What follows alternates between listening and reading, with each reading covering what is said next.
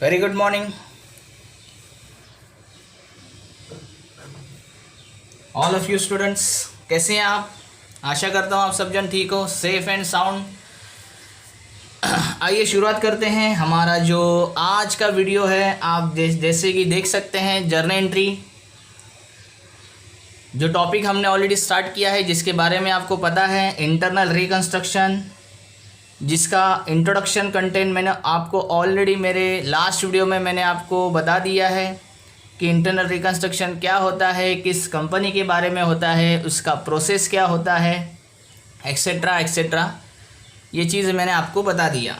और जैसे कि मैंने आपको लास्ट वीडियो में बताया था कि नेक्स्ट वीडियो में हम लोग इसी टॉपिक की जर्नल एंट्रीज देखने वाले हैं।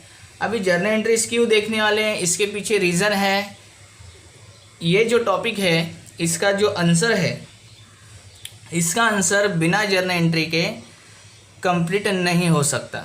तो इस टॉपिक का मेन आंसर पार्ट ये जर्नल एंट्री है। क्योंकि अगर आपको जर्नल एंट्री आएगा या जर्नल एंट्री पार्ट अगर आपको आता रहेगा तो ही आपको आगे का पार्ट आएगा। और जर्नल एंट्री इस टॉपिक का बेस है। क्योंकि यहाँ पे जैसे मैंने आपको लास्ट वीडियो में इंट्रोडक्शन लेक्चर में बताया था कि ये जो स्कीम है, स्कीम ऑफ रिकंस्ट्रक्शन अप्लाई होने के बाद हमको कंपलसरीली कुछ एंट्रीज पास करने पड़ते हैं, कुछ एंट्रीज मारने पड़ते हैं। तो जाहिर सी बात है जर्नल एंट्री इसकी रहेंगी। तो इसीलिए जर्नल एंट्री इसका मेन पार्ट है। एग्ज़ाम में ज़्यादातर आपको जर्नल एंट्री पूछे जाने के चांसेस हैं। Along with that journal entry के साथ आपको एक छोटा सा कैपिटल रिडक्शन अकाउंट रहेगा। मैं आगे जाके आपको इसके बारे में और डिटेल में बताऊंगा। और उसके बाद जो लास्ट पार्ट आपका आंसर का रहेगा, अगर वो पूछेंगे तो बैलेंस शीट और balance sheet, notes to balance sheet. तो आपके ऐसे टोटल 3 आंसर्स है। एक journal entry, 2 capital reduction account and 3 balance sheet. तो एग्ज़ाम में वैसे तो देखें जाएंगे, अगर क्वेश्चन 20 मार्क का आता है तो तीनों चीज़ें पूछे जाने की चांसेस है, जर्नल एंट्री भी, कैपिटल रिडक्शन अकाउंट भी एंड बैलेंस शीट भी। लेकिन अगर क्वेश्चन 15 मार्क्स का आता है तो ये तीनों में से आपको कोई 2 ही पूछे जाने के चांसेस हैं। या तो आपको journal entries and capital reduction account पर पूछा जाएगा, या फिर ऐसा भी हो सकता है सिर्फ जर्नल एंट्री पूछे जाएगा, या फिर ऐसे भी हो सकता है जर्नल एंट्री के जगह पे सिर्फ कैपिटल रिडक्शन अकाउंट बनाना है, आपको जर्नल एंट्री नहीं बनाना है, सिर्फ capital reduction account and balance sheet, ये 2 ही चीज़ बनाना है। So depending upon the question में क्या पूछा है उसके ऊपर डिपेंड करता है आपका आंसर क्या रहेगा। लेकिन सिंपल सी बात है, जैसे मैंने बताया जर्नल एंट्री ये इस टॉपिक का बेस है, आपको आना ही चाहिए ये जर्नल एंट्री। तो इसीलिए आज हमारा जो सेशन है वो जर्नल एंट्री के ऊपर रहेगा। तो ज़्यादा टाइम वेस्ट ना घलाते हुए आइए शुरुआत करते हैं जर्नल एंट्री। जैसे कि आप देख सकते हैं, following journal entries are passed. तो जो वेरी फर्स्ट जर्नल एंट्री है वो है for reduction in the liabilities. अब इसका मतलब क्या होता है, जैसे कि मैंने आपको लास्ट वीडियो में इंट्रोडक्शन कंटेंट में बताया था कि बिजनेस के लॉसेस घटाने के लिए, लॉसेस को हटाने के लिए हमें लायबिलिटीज़ की वैल्यू कम करनी पड़ती है। मतलब क्या, डेबिट बैलेंस को हटाने के लिए क्रेडिट बैलेंस को क्या करना पड़ेगा, एडजस्ट करना पड़ेगा। सिंपल सी बात है।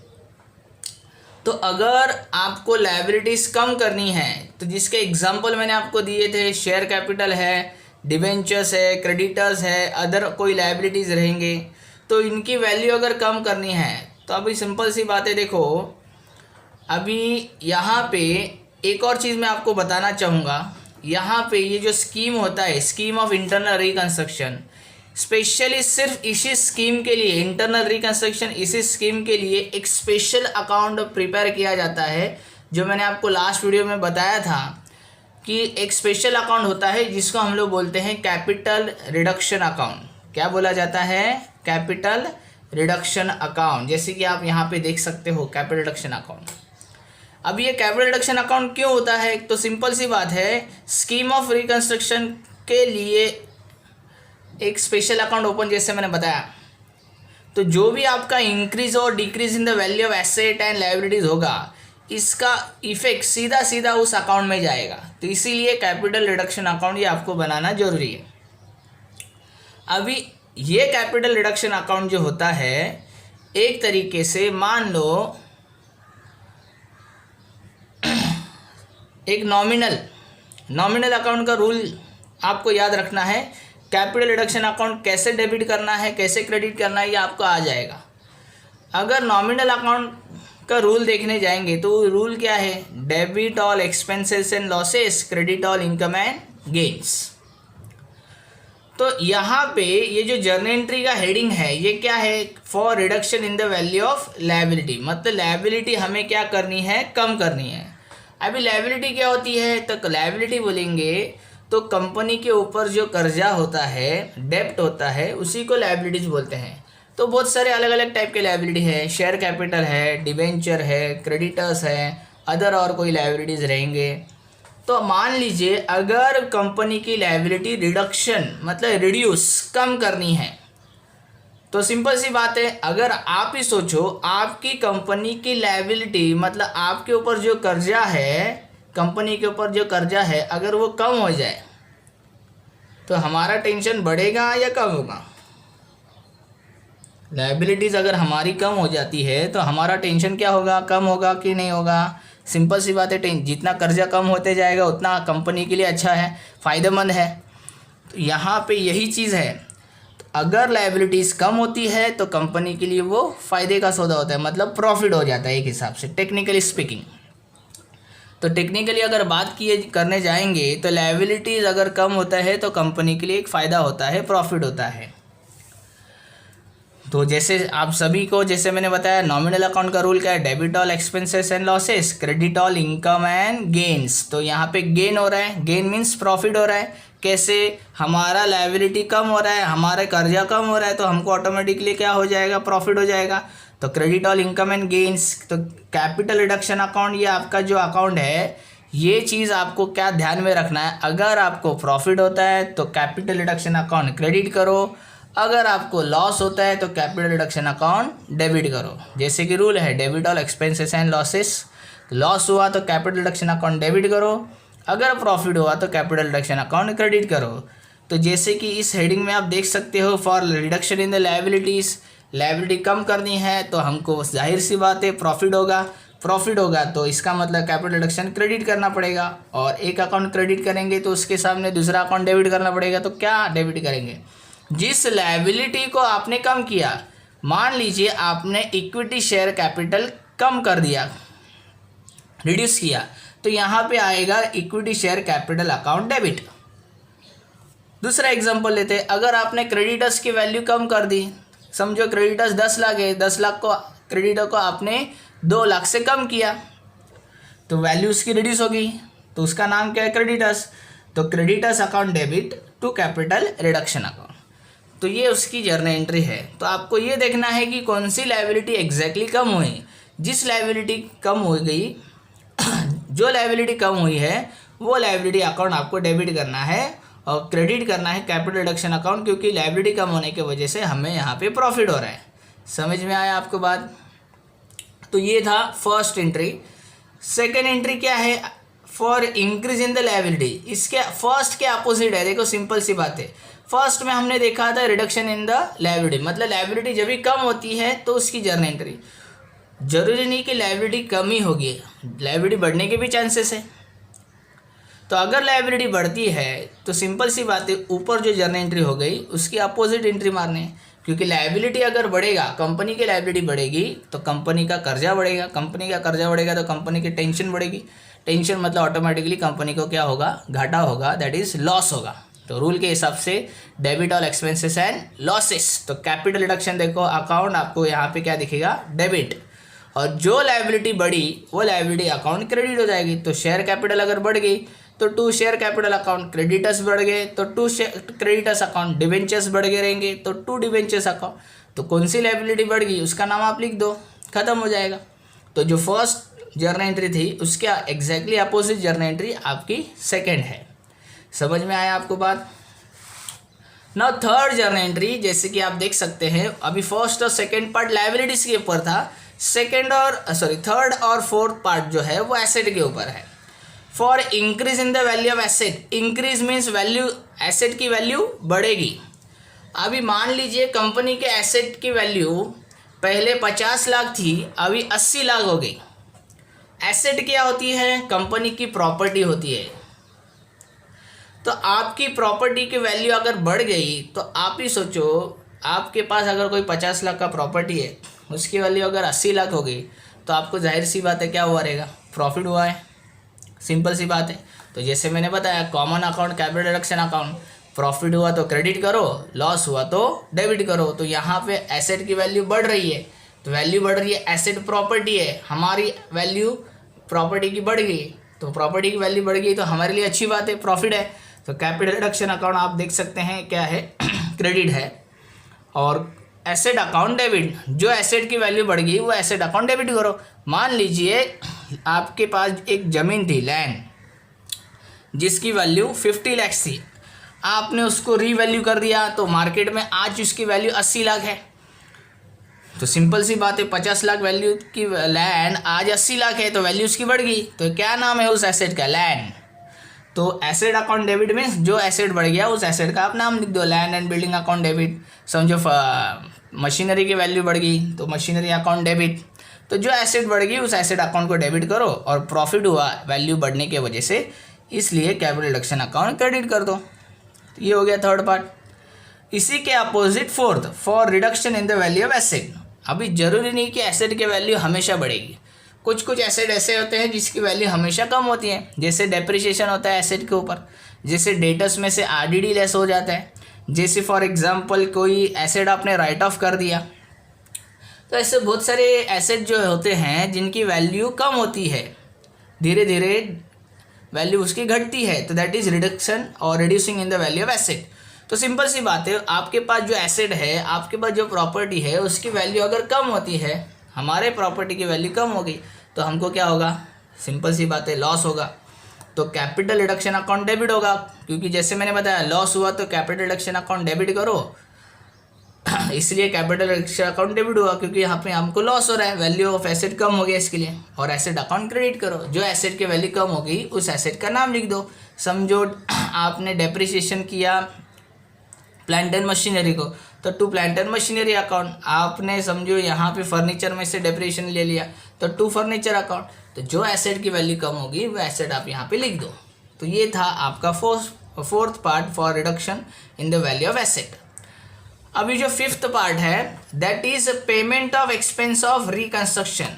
अभी देखो, जैसे मैंने आपको लास्ट वीडियो में इंट्रोडक्शन कंटेंट में बताया था कि कैसे इंटरनल रिकंस्ट्रक्शन होता है, किस कंपनी का होता है। जो कंपनी लॉसेस में चल रही है, उनको बहुत सालों से लॉस में जा रही है, उनको वो कंपनी बंद नहीं करना है, आगे कंटिन्यू करना है, फिर से उसको नए तरीके से नए सिरे से आगे चलाना है। तो उसके लिए शेयर होल्डर को, क्रेडिटर्स को, जो भी रहेंगे, इनको मनाना पड़ता है।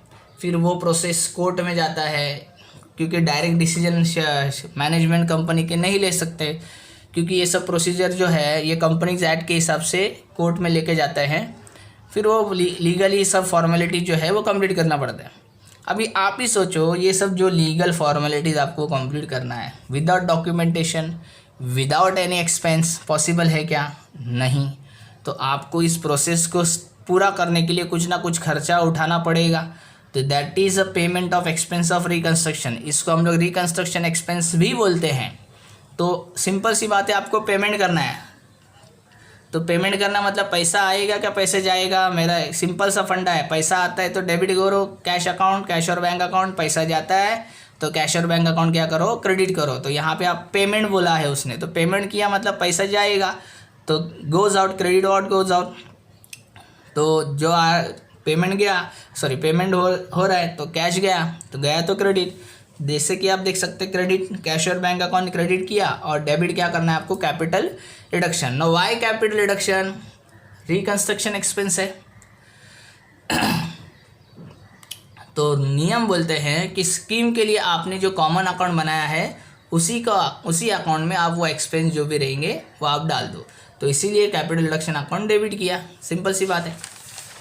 फिर उसके बाद जो नेक्स्ट 6th जर्नल एंट्री है, जैसे कि आप देख सकते हो कंटिंजेंट लायबिलिटी वेव। सबसे मेन चीज़ जो है और थोड़ा कंफ्यूजिंग पार्ट जो बहुत सारे स्टूडेंट्स में होता है कि सर ये कंटिंजेंट लायबिलिटी क्या होती है। कंटिंजेंट लायबिलिटी क्या होती है, जैसे कि मान लो आप में से किसी एक बंदे ने मेरे ऊपर केस किया, केस करने के बाद वो मेरे ऊपर 50,000 का जुर्माना मांग रहा है।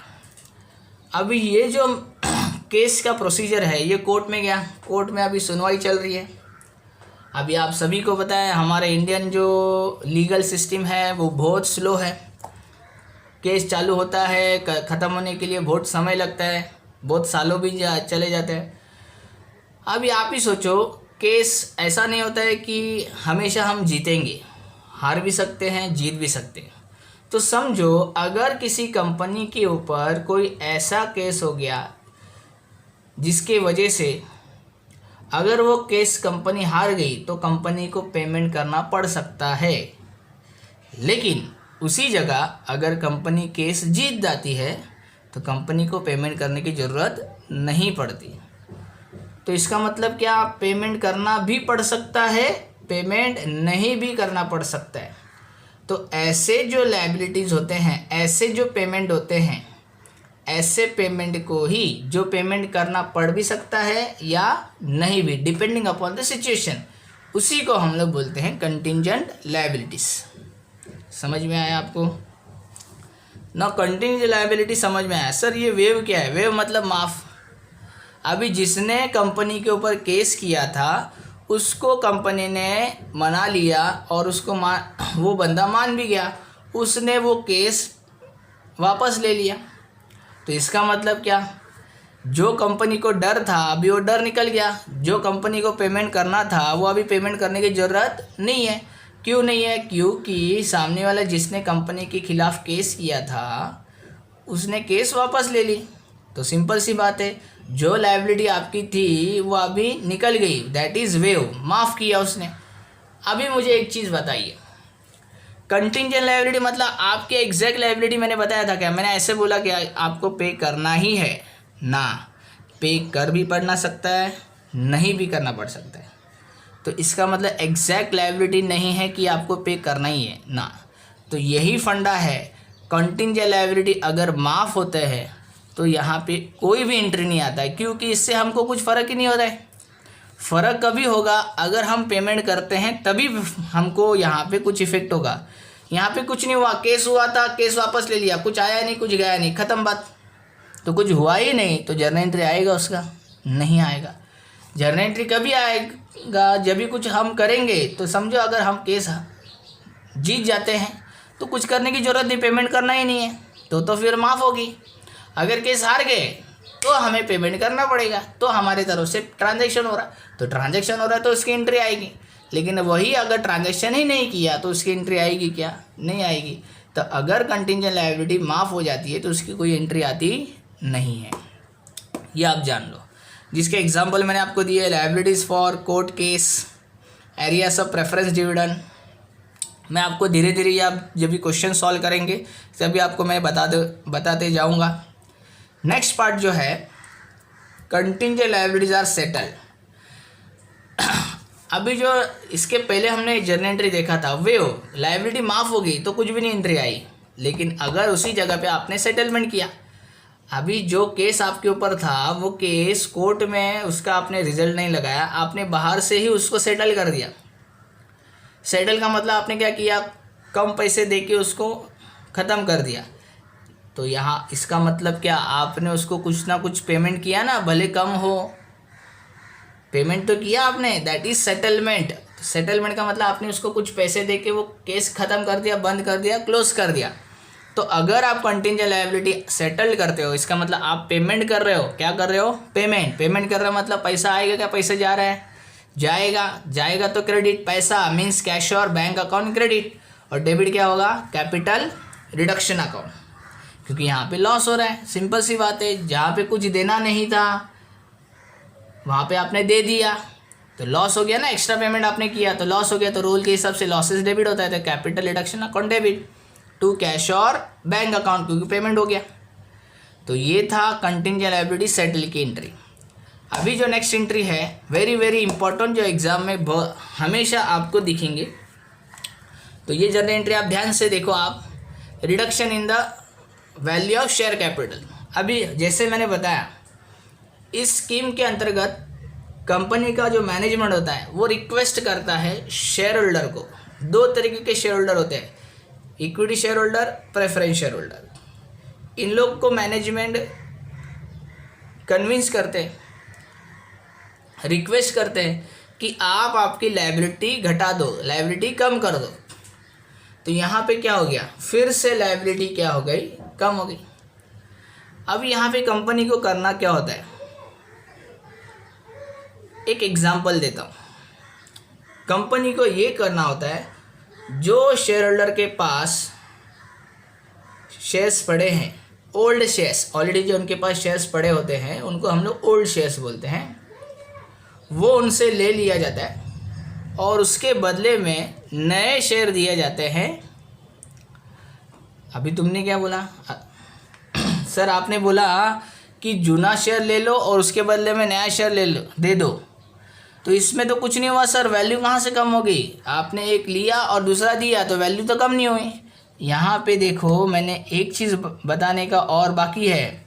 आप यहाँ पे समझो, जो शेयर की फेस वैल्यू, मान लीजिए फेस वैल्यू 10 रुपये है, 10 रुपये ओल्ड शेयर्स की फेस वैल्यू जो है वो आप उनसे शेयर होल्डर से ले ली और उसके जगह पे आप उनको नए फेस वैल्यू समझो 5 रुपये के शेयर्स के फेस वैल्यू आप उनको दे रहे हैं। तो इसका मतलब आपने क्या किया, 10 रुपये के ओल्ड शेयर्स ले लिए और उसके जगह पे नए 5 रुपये के शेयर्स आपने दे दिए। तो यहाँ पे देखो, 10 रुपये का जूना शेयर ले लिया, उसके जगह पे 10 नहीं 5 रुपये के शेयर्स दिए, मतलब वैल्यू ऑटोमेटिकली क्या हो गई, कम हो गई। तो सिंपल सी बात है, वैल्यू कम हो गई तो आपको प्रॉफिट हुआ रहेगा। तो यहाँ आपने क्या किया, जूना शेयर ले लिया, उसके बदले में नया शेयर दे दिया। तो जो शेयर आपने ले लिया आया, that is share capital account debit old face value, देखो यहाँ पे लिखा है मैंने, उसके जगह पे आपको नया शेयर देना है तो to share capital account new face value. And यहाँ पे जैसे मैंने बताया, 10 रुपये का शेयर लिया, उसके जगह पे नया 5 रुपये वाला शेयर दिया, मतलब कम वैल्यू वाली दी ना, तो लायबिलिटी ऑटोमेटिकली क्या हो गई, कम हो गई। तो लायबिलिटी कम हो गई मीन्स कैपिटल रिडक्शन अकाउंट क्या होगा, क्रेडिट हो जाएगा। तो सिंपल सी बात है। अभी भी अगर आपको नहीं समझ में आया रहेगा तो मैं आपको जैसे ही प्रैक्टिकल सम सॉल्व करके दूंगा वो आपको बहुत अच्छी तरीके से समझ में आएगा।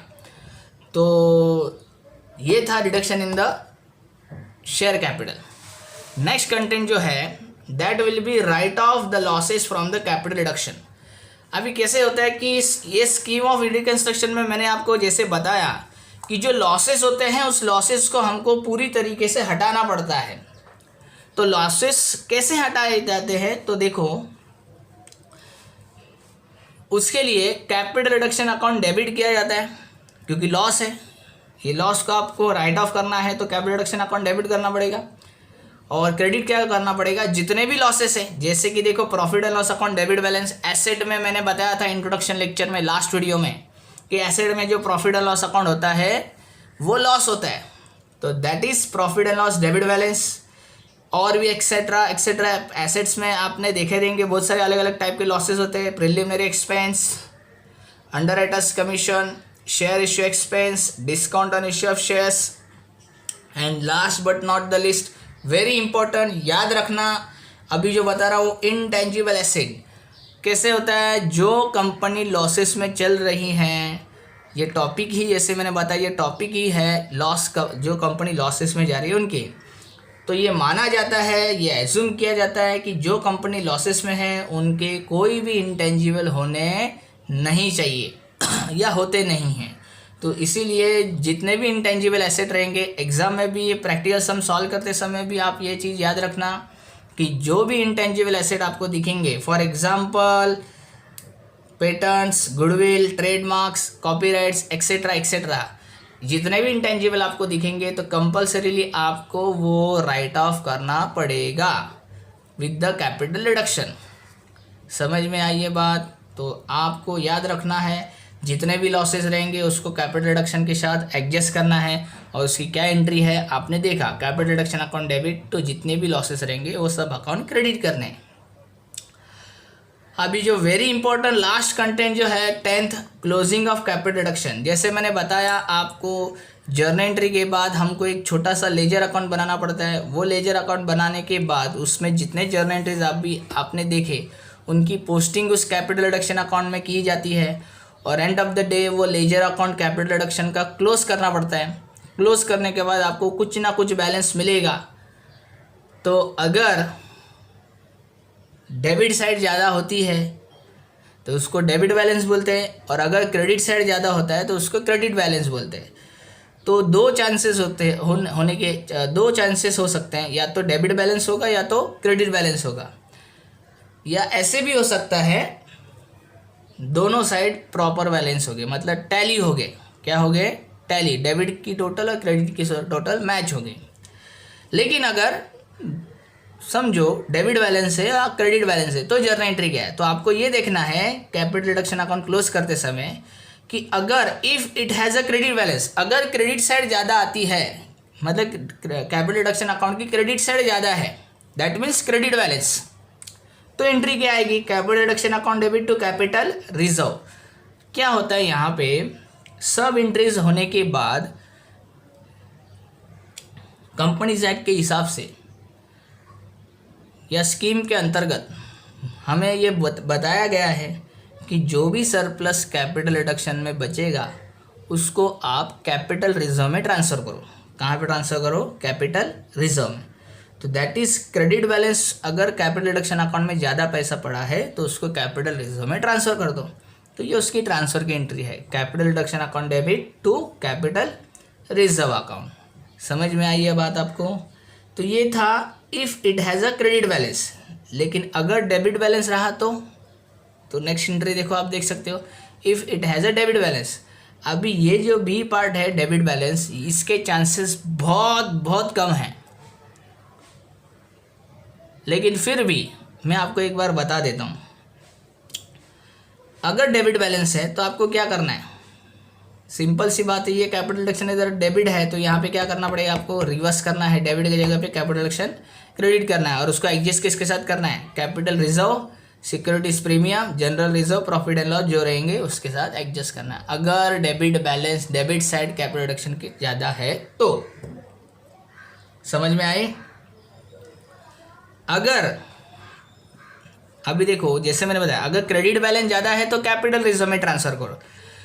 अभी डेबिट बैलेंस ज़्यादा रहेगा तो आपको ये सब अकाउंट के साथ एडजस्ट करना है, लेकिन एडजस्ट करने के बाद भी कुछ बैलेंस बचता है। अभी यहाँ पे कैसा है, क्रेडिट बैलेंस में पूरा जितना भी पैसा बचता है सब कैपिटल रिजर्व में डालो, लेकिन डेबिट में क्या होता है, आपको एडजस्ट करना पड़ता है सब अमाउंट के साथ, कैपिटल रिजर्व के साथ, सिक्योरिटीज प्रीमियम के साथ, जनरल रिजर्व के साथ।